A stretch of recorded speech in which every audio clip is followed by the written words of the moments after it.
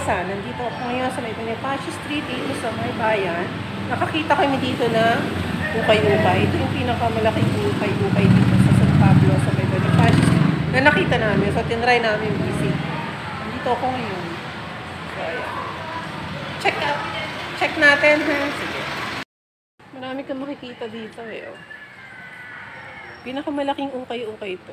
Marami yun. Ayun pa, hanggang doon sa may dulo. Ayun. Marami sila na. Mga t-shirts, polo. Ayun. Marami, may mga bags pa doon. Ayun, doon sa dulo. Tapos mga shoes, ando doon. Ayun. So, malaki tong ukay-ukay. So, if you have time, pwede kayong bumisit dito. May pala, na blouse. Oh, baka makita nyo to, sa daan lang kayo. Ang dami dito. Marami kayong makikita. Dami. Oh, dami. Shopping muna. Try lang namin. Sige.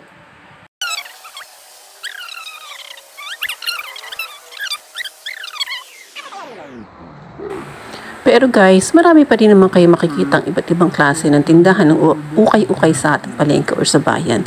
So may mga maliliit at malalaki. So kayo na lamang po ang pumili kung saan nyo nais pumili at kung saan swak ang ating budget.